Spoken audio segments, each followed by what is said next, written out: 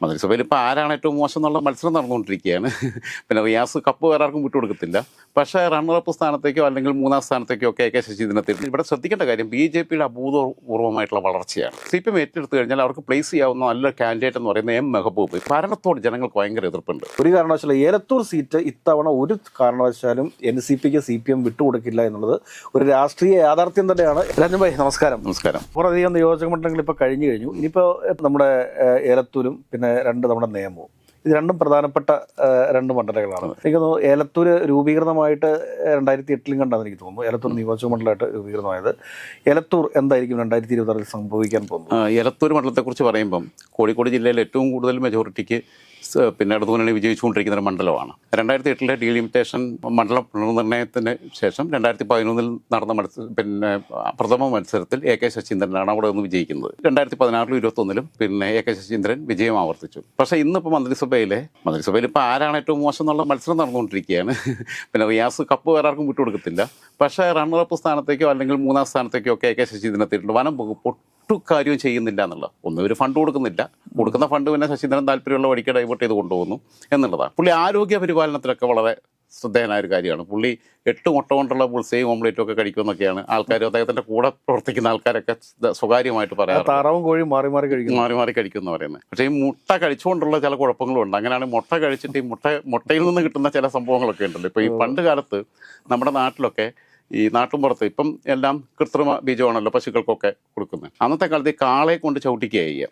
അത് കഴിഞ്ഞ് കഴിഞ്ഞാൽ ഈ കാളയ്ക്ക് അതിന് മുമ്പ് 2 പച്ചമുട്ട വായിക്കകത്ത് ഒഴിച്ചു കൊടുക്കും. അപ്പം ഈ മുട്ടയ്ക്ക് അങ്ങനെ ഒരു ഗുണമുണ്ടെന്നാണ് പറയുന്നത്. അപ്പം എന്തായിരുന്നാലും അങ്ങനെ മുട്ട കഴിച്ച് അവസാനം പുള്ളി പൂച്ചക്കുട്ടൻ എന്നുള്ള പേരും വീണു. കാരണം ഈ മുട്ട കഴിച്ചതിൻ്റെ ഭാഗമായിട്ട് ഈ പൂച്ചക്കുട്ടി വിളിയൊക്കെ ഉണ്ടായിരുന്നു. അപ്പോൾ അത് പോട്ടെ, അതുകൊണ്ട് മംഗളം ചാനൽ അതോടുകൂടി അങ്ങ് പൂട്ടിപ്പോയി. പിന്നെ പക്ഷേ ആ വിവാദങ്ങളൊക്കെ വന്നതിന് ശേഷം 2017 എനിക്ക് തോന്നുന്നത് പിന്നെ മംഗളം ചാനലിൻ്റെ ലോഞ്ചിങ്ങോട് കൂടി ശശീന്ദ്രനെതിരായിട്ടുള്ള ഹണി ട്രാപ്പ് വിഷയം വരുന്നത്. അപ്പം അവർ ചെയ്തത് ഒരു ജേർണലിസം ആണെന്നുള്ള അഭിപ്രായം എനിക്കില്ല. പക്ഷേ അതിലൊരു ന്യായീകരണം ഉണ്ട്. കാരണം എന്താണെന്ന് വെച്ച് കഴിഞ്ഞാൽ ഒരു മന്ത്രി എന്തായിരിക്കരുത് എന്ന് പൊതുസമൂഹത്തിന് മുമ്പ് കാണിച്ചു. ധാർമ്മികമായ ഒരു പ്രശ്നമുണ്ടല്ലോ. 65 വയസ്സ് പ്രായമുള്ള ഒരു മന്ത്രി ഒരു പെൺകുട്ടി ഫോൺ വിളിച്ച് കഴിയുമ്പോഴത്തേക്ക് അവരോട് പറയുന്ന വർത്തമാനം എന്ന് പറഞ്ഞു കഴിഞ്ഞാൽ അതിന് ഒരു തരത്തിലും ന്യായീകരിക്കാൻ പറ്റില്ല. 65 അന്ന് 10-72 വയസ്സുണ്ട്. കൊച്ചുമോളുടെ പ്രായമുള്ള ഒരു കുട്ടിയുടെ അടുത്താണ് അതിനകത്ത് അനുചിത്യം ഉണ്ട് എന്നുള്ളത്. ഏറെക്കുറെ ഒരു 50 വയസ്സെങ്കിലും കഴിഞ്ഞ ആളാണെങ്കിൽ നമുക്ക് മനസ്സിലാക്കാൻ പറ്റും. പക്ഷേ ഈ വിവാദമൊക്കെ ഉണ്ടായിട്ടും 2016 അദ്ദേഹത്തിന് 76,000 വോട്ടാണ് കിട്ടിയെന്നുണ്ടെങ്കിൽ 2021 83,000 വോട്ട് കിട്ടി. അപ്പം ഇതിനും ഫാൻ ബേസ് ഉണ്ട് ഈ സംഭവത്തിനൊക്കെ. അത് മാത്രമല്ല പിന്നെ 2021 അദ്ദേഹത്തിന് കിട്ടിയ ഭൂരിപക്ഷം എന്ന് പറയുന്നത് ഏകദേശം 38,000 വോട്ടിന്റെ ഭൂരിപക്ഷം കിട്ടി അദ്ദേഹത്തിന്. അതിന്റെ തൊട്ട് മുമ്പത്തെ ഇലക്ഷനിൽ അദ്ദേഹത്തിന് കിട്ടിയത് 31,000 വോട്ടിന്റെ ഭൂരിപക്ഷമാണ്. അല്ല 29,000 വോട്ടിന്റെ ഭൂരിപക്ഷം. ഏറ്റവും കൂടുതൽ ഭൂരിപക്ഷം കിട്ടിയത് 2021 കാരണം ഈ വിവാദം അദ്ദേഹത്തെ ഗുണം ചെയ്തു എന്ന് എനിക്ക് തോന്നുന്നത്. കാരണം അതിന് കാരണമല്ല. അതിന് കാരണം എന്താണെന്ന് വെച്ച് കഴിഞ്ഞാൽ അന്ന് ആ സീറ്റ് നൽകിയിരുന്നത് NCKക്കാണ്. ആ NCKക്ക് സീറ്റ് നൽകിയിട്ട് തീരെ പ്രാധാന്യമില്ലാത്ത ഒരു സ്ഥാനാർത്ഥി അവിടെ വന്നു. അപ്പോൾ അങ്ങനെ ആ ഒരു സ്ഥാനാർത്ഥി വന്നു കഴിഞ്ഞപ്പോഴത്തേക്ക് MK രാഘവനെ പോലുള്ള MP ഉൾപ്പെടെയുള്ള ആളുകൾ അവിടെ പ്രശ്നം ഉണ്ടാക്കാൻ തുടങ്ങി. അങ്ങനെയാണ് അവിടെ AK ശശീന്ദ്രന്റെ ഭൂരിപക്ഷം കൂടുന്നത്. മറിച്ച് അവിടെ ഒരു കോൺഗ്രസിന്റെ സ്ഥാനാർത്ഥിയാണ് മത്സരിച്ചിരുന്നതെങ്കിൽ, അല്ലെങ്കിൽ കുറച്ചുകൂടി മുൻകൂട്ടി ഇത്തിരി അറിയപ്പെടുന്ന ഒരു നേതാവ് അവിടെ മത്സരിക്കുകയായിരുന്നു, ഘടകകക്ഷികളുടെ നേതാക്കന്മാരായിരുന്നെങ്കിലും അറിയപ്പെടുന്ന ഒരു നേതാവ് അവിടെ മത്സരിക്കുകയായിരുന്നെങ്കിൽ ഒരുപക്ഷെ ഏലത്തൂർ കുറച്ച് ഭൂരിപക്ഷം കുറയ്ക്കാനും ഒരുപക്ഷെ വിജയസാധ്യത വരെ അവിടെ ഉണ്ടായിരുന്നു UDF എന്നുള്ളതാണ് വാസ്തവം. ഇപ്പോഴത്തെ സ്ഥിതി വെച്ച് നോക്കുമ്പോൾ കഴിഞ്ഞ തവണത്തെ വോട്ടിംഗ് പാറ്റേൺ, പിന്നെ ലോക്സഭാ തെരഞ്ഞെടുപ്പിൽ പിന്നെ അവിടെ MK രാഘവൻ ഇതിനെല്ലാം മറികടന്നു, ലീഡ് ചെയ്തു എല്ലാ നിയമസഭാ മണ്ഡലങ്ങളിലും. 2021 സ്ഥാനാർത്ഥി കൊള്ളില്ല. അതായത് സ്ഥാനാർത്ഥിയാണ് അവിടെ വന്നിരുന്നതെങ്കിൽ കാര്യം മറ്റൊരു ഇതായിരുന്നു. എനിക്കൊന്ന് ആ സമയത്ത് തന്നെ അന്ന് ഈ മാണി സി കാപ്പൻ NCP വിട്ട് പുതിയൊരു പാർട്ടി രൂപീകരിക്കുന്ന സമയമാണ്, NCK രൂപീകരിക്കുന്ന സമയമാണ്. അന്ന് ആ സീറ്റ് അവിടെ തന്നെയുള്ള ഒരു പ്രാദേശിക നേതാവ് എന്നൊക്കെ നൽകിയിരുന്നുവെങ്കിൽ ഒരുപക്ഷെ അന്ന് അവിടെ വിജയം ഉണ്ടാകുമായിരുന്നു. ഒന്ന് അദ്ദേഹം കണ്ടിരിക്കുന്ന അതിന്റെ പ്രാരംഭ ചർച്ചകളൊക്കെ നടത്തിയിരുന്നതാണ്. പിന്നെ ഇദ്ദേഹത്തിന് സീറ്റ് നൽകേണ്ടി വന്നു, അന്ന് മത്സരിച്ച ആൾക്ക് സീറ്റ് നൽകേണ്ടി വന്നു. പക്ഷേ അദ്ദേഹം പ്രചരണത്തിലോ മറ്റു കാര്യങ്ങളിലോ ഒന്നും തൽപരനായിരുന്നില്ല എന്നാണ് എനിക്കറിയാൻ വേണ്ടി പറ്റിയത്. അതുകൊണ്ടാണ് അദ്ദേഹത്തിന് ഇത്രയും വലിയൊരു ഭൂരിപക്ഷത്തിൽ പരാജയപ്പെടേണ്ടി വന്നത്. അല്ല, ചില ആളുകൾക്ക് ജയിക്കാത്ത മണ്ഡലങ്ങളിലും നിൽക്കാൻ ആൾക്കാർ പോകും. ഇപ്പൊ ധർമ്മടത്ത് മട്ടന്നൂരൊക്കെ UDF സ്ഥാനാർത്ഥികളായിട്ട് നിൽക്കുന്നില്ലേ? അത് നിൽക്കുന്നത് എന്താണെന്ന് വെച്ച് കഴിഞ്ഞാൽ ജീവിതത്തിലൊരു ആഗ്രഹം നിയമസഭയിലൊന്ന് മത്സരിക്കണം, തോറ്റാലും കുഴപ്പമില്ല എന്നുള്ളത്. പിന്നെ ഒരു പൈസ ഒന്നും വല്ലാതെ ഇറക്കാൻ നിൽക്കത്തില്ല. പിന്നെ അടുത്തൊരു കാര്യം എന്ന് വെച്ച് കഴിഞ്ഞാൽ ഇവിടെ ശ്രദ്ധിക്കേണ്ട കാര്യം BJPയുടെ അഭൂതപൂർവ്വമായിട്ടുള്ള വളർച്ചയാണ്. 2011 അവിടെ 11,901 വോട്ടാണ് BJP സ്ഥാനാർത്ഥി പിടിക്കുന്നത് വി രാജൻ. അത് 2016 ആകുമ്പോൾ 29,070 വർദ്ധിപ്പിക്കുന്നു. ഇരട്ടിയിലധികമായിട്ട് വർദ്ധിപ്പിച്ചു. 2021 32,010 വോട്ടാണ് BJPയുടെ TP ജയേന്ദ്രൻ മാസ്റ്റർ അവിടെ നിന്ന് പിടിക്കുന്നത്. അതായത് കേവലം 10 വർഷം കൊണ്ട് 11 തൊട്ട് 21 വരെയുള്ള 10 വർഷം കൊണ്ട് അവരുടെ വോട്ട് 300% വർദ്ധിക്കുന്നത്. അത് ഒരു പക്ഷേ അവിടെ ഇപ്പം ആ മണ്ഡലത്തിൽ മത്സരിക്കാൻ കുപ്പായിട്ട് നിൽക്കുന്നതെന്ന് പറഞ്ഞു കഴിഞ്ഞാൽ ഒന്ന് മുക്കം മുഹമ്മദ് ഉണ്ട്, അദ്ദേഹത്തിൻ്റെ പാർട്ടിക്കാരനാണ്.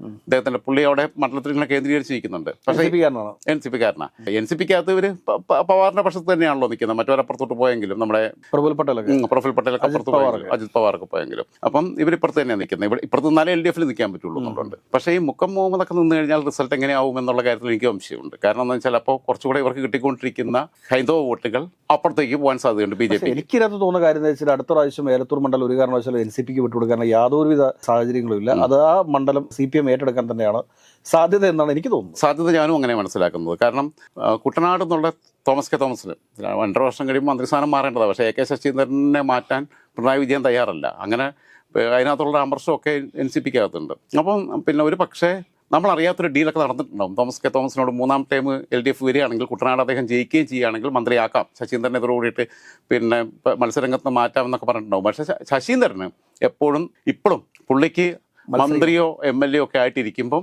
പുള്ളിക്ക് അങ്ങനെ ഇരിക്കുമ്പോൾ മരണപ്പെട്ടു പോകണം എന്നാഗ്രഹിക്കുന്ന വല്ലാത്ത അധികാരമോഹിയായിട്ടുള്ളൊരു വ്യക്തിയാണ്. ഒന്നിനും പറ്റത്തുമില്ല, എന്നാൽ എനിക്ക് തന്നെ തുടരുകയും വേണമെന്നുള്ള ആഗ്രഹമാണ്. ഇല്ലെങ്കിൽ സാമാന്യ മര്യാദ വെച്ച് 2 വർഷം കഴിയുമ്പോൾ മറ്റേ അക്കം മാറിക്കൊടുക്കണ്ടേ, പുള്ളി തന്നെ സമയത്തായി മാറിക്കൊടുക്കണം എന്തൊക്കെ പറഞ്ഞാലും. PC ചാക്കോ വരെ അതിലാമർഷത്തിലാണെന്നൊക്കെ പറഞ്ഞു വെക്കുന്നതോളം ശരിയാണെന്ന് നമുക്കറിയത്തില്ല.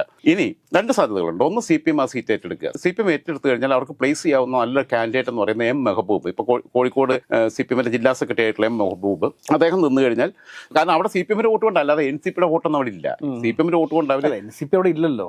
ഇല്ല. അല്ലെങ്കിൽ NCP കേരളത്തിൽ എവിടെയുള്ളത്? അതെ അതൊരു ചോദ്യമാണ്.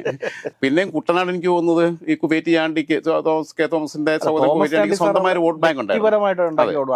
ആ വോട്ട് ബാങ്ക് ഒന്നും തോമസ് കെ തോമസ് ഒന്നും ഇല്ല. ഇവിടെ CPM ഏറ്റെടുത്ത് കഴിഞ്ഞാൽ മെഹബൂബ് വരികയാണെങ്കിൽ അദ്ദേഹം മുമ്പ് ബ്ലോക്ക് പഞ്ചായത്തിന്റെ പ്രസിഡന്റ് ആയിരുന്നു, അതേപോലെ തന്നെ പഞ്ചായത്ത് പ്രസിഡന്റ് ആയിരുന്നു, ജനകീയനാണ്. CPMന്റെ ജില്ലാ സെക്രട്ടറി ആയതുകൊണ്ട് മത്സരിപ്പിക്കാതിരിക്കുന്ന സ്ഥിതിയൊന്നുമില്ല. കഴിഞ്ഞ ലോക്സഭാ തെരഞ്ഞെടുപ്പിൽ രാജീവിനെ ഇവിടെ കൊണ്ടുവന്നിട്ടു, എറണാകുളത്തിട്ടു, വാസവനെ പിന്നെ ലോക്സഭാ തെരഞ്ഞെടുപ്പിൽ കോട്ടയത്ത് അതിനുശേഷം ഏറ്റുമാനൂർ അപ്പോഴും ജില്ലാ സെക്രട്ടറിയാണ്. രാജീവ് കളമശ്ശേരി മത്സരിക്കുമ്പോൾ ജില്ലാ സെക്രട്ടറിയാണ്. അത് കഴിഞ്ഞിട്ടാണ് CN മോഹനെ പിന്നെ കൊണ്ടുവരുന്നത്. കൊല്ലത്ത് ലോക്സഭയിൽ KN ബാലഗോപാൽ മത്സരിച്ചു. അത് കഴിഞ്ഞിട്ട് അദ്ദേഹത്തെ കൊണ്ടുവന്ന് പിന്നെ കൊട്ടാരക്കരയെ മത്സരിപ്പിച്ചു. അതുകൊണ്ട് നല്ല നിയമസഭ എത്താൻ പറ്റുന്നൊരു കക്ഷിയാണ് മെഹബൂബ് നിൽക്കുകയാണെന്നുണ്ടെങ്കിൽ നിലവിലെ സാഹചര്യത്തിൽ മെഹബൂബ് ജയിച്ചു തന്നെ പോരും അവിടുത്തെ സ്ഥിതിയിൽ. പക്ഷേ BJP അവിടെ ഒരു വല്ലാത്തൊരു വളർച്ചയിലേക്കാണ് പോയിട്ടുള്ളത്. ലോക്സഭയിലെ വോട്ടിംഗ് പാറ്റേൺ ആവണമെന്നില്ല നിയമസഭയിൽ.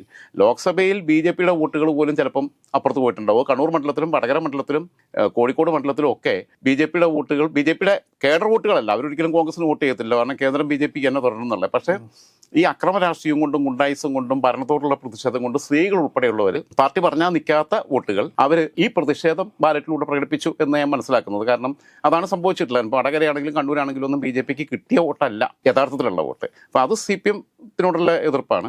അപ്പോൾ ഭരണവിരുദ്ധ വികാരവും ബാക്കിയുള്ളതും ഒക്കെ പിന്നെ UDFന്റെ സ്ഥാനാർത്ഥി വീണ്ടും ഏതെങ്കിലും വഴിയെ പോകുന്നതിനെ പിടിച്ച് നിർത്തുകയാണെന്നുണ്ടെങ്കിൽ ചിലപ്പം BJPക്ക് അവിടെ 2ാം സ്ഥാനത്തെത്താനുള്ള സാധ്യത ഉണ്ടെന്നാണ് ഞാൻ മനസ്സിലാക്കുന്നത്. 2ാം സ്ഥാനം അവർക്ക് ഏറെക്കുറെ ഉറപ്പിക്കാൻ പറ്റും. കാരണം UDF ദുർബലനായ സ്ഥാനാർത്ഥിയെ നിർത്തിയാൽ, UDF ശക്തനായ ഒരു സ്ഥാനാർത്ഥിയെ നിർത്തി വന്നു കഴിഞ്ഞാൽ ശക്തമായ ത്രികോണ മത്സരം ഉണ്ടാവും. അപ്പം ഇത് ശശീന്ദ്രന് കിട്ടിയ ഭൂരിപക്ഷം ഒന്നും അവിടെ കിട്ടത്തില്ല.